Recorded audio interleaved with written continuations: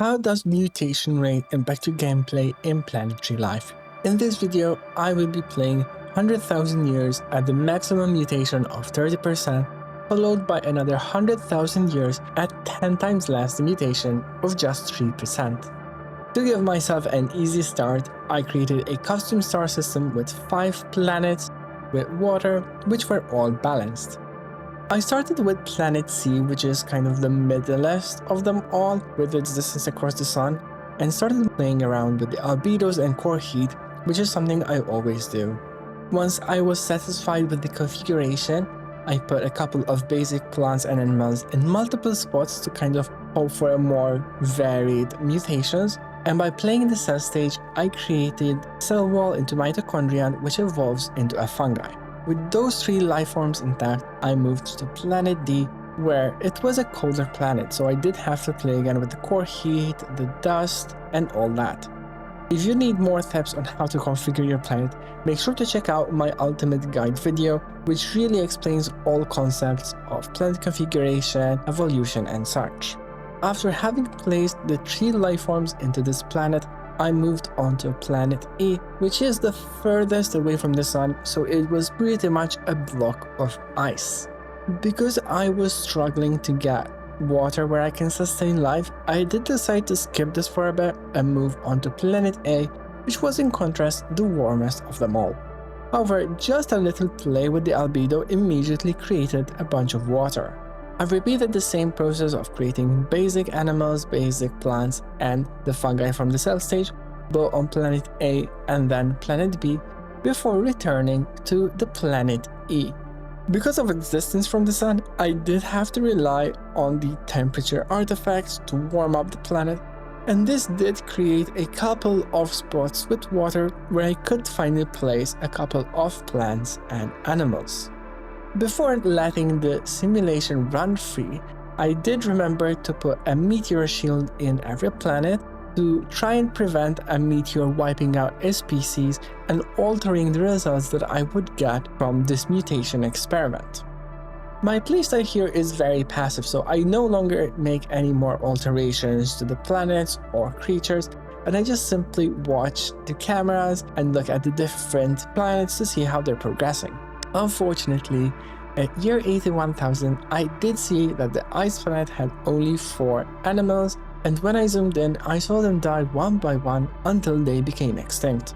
Once I reached year 100,000, it was time to review each planet individually. Planet A had a population of 1,050 across 250 species. First thing I did was check the encyclopedia's creature catalog, and I saw that the highest population of creatures was 15, which was actually a little higher than I anticipated at this mutation rate. And I did like looking at the evolutionary tree. It's pretty fascinating to see how the species evolved and mutated across time. One of my favorite things to do is to use the walking camera. So it is to observe these abnormal creatures behave in their natural habitat, see how they walk depending on the legs that they have evolved, how they behave and attack each other or eat plants, or in this case, having a small creature defeat a larger one and create a big chunk of meat. The planet also had these little turtle back shells creatures that were walking much slower, which makes sense, a shell lowers your speed. So it was pretty fascinating to see the different kinds of creatures. An even more abundant planet was Planet B, with 1,400 creatures across 400 species. Here, the highest population was of 10, and this was such a silly little creature with 3 sets of legs and a shell, and I chose to export it because you can import any exported creature, and if I share the image to you guys, you can import them into your own game. The walking camera here was pretty fun to see because there were these creatures with 2 sets of legs, which is the most normal animal that we expect in a sense, and then there was the other one with the claw legs and the turtle and the long neck, which was more abnormal to say the least. Planet C had a much lower population than I expected, with less than 300 across 60 species. It was surprising because I expect Planet C to be the most balanced. it has like ice areas, it has like land areas, so it should have like different combination of species, and it did in fact have a decent variety. So when I zoomed in, you have like these creatures walking under the sea, and then other creatures that are swimming with the long beaks. A very similar planet composition was Planet D with 260 creatures across 60 species, and as soon as I zoomed in, I fell in love with these creatures. They were mostly underwater with this like big neck fur, kind of like a lion mane, and then there were these set of creatures with like these elephant ears kind of thing, and it was just like ridiculously adorable. In Planet D, the catalog showed that the highest species only had a population of 8, but I did see a lot of similarities from the different creatures, but with a bit of variation. With that abundant variety of creatures, it was time to twist the experiment and lower the mutation rate to 3%. Now, I did not start over a new game to compare, but I wanted to continue from this stage to see the survival of the fittest. From the creatures that are thriving in their environments, which ones will really survive and dominate another 100,000 years without a necessity of mutation.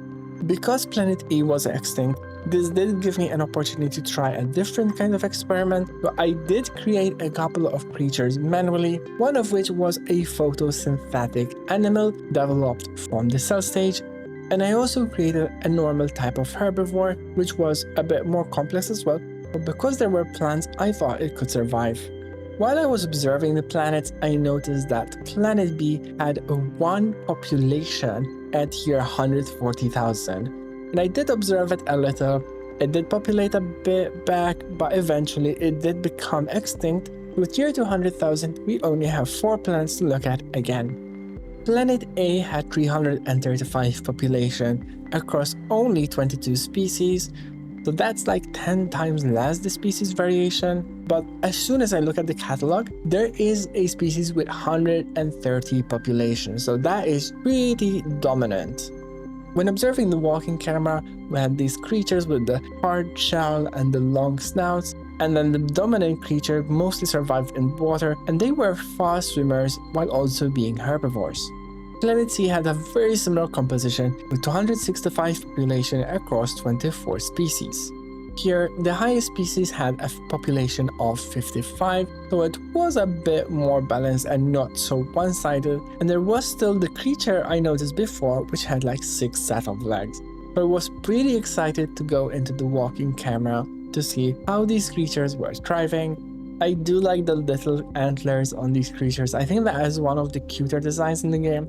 But obviously my admiration is for this large beast. It did have like a bit of spikes as well on its back, but all those legs and its size, it's the kind of creature that you fall in love with, but you would have never created yourself. I love evolution.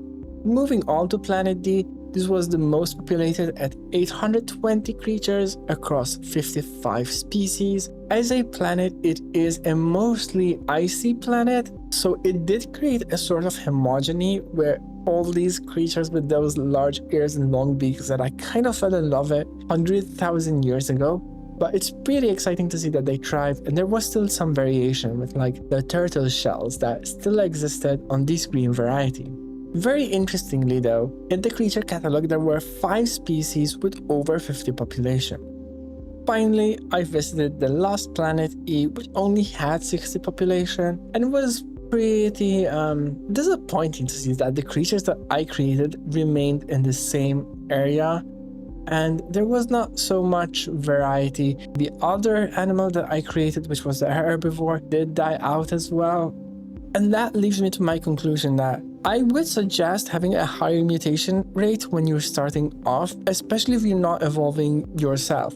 However, when there are already creatures set or you're evolving things manually, having a lower mutation rate can allow that population to grow, and you won't kind of lose and miss creatures that you loved so much, in a sense. If you've enjoyed this video, make sure to subscribe and let me know in the comments below what more you'd like to see. Bye-bye.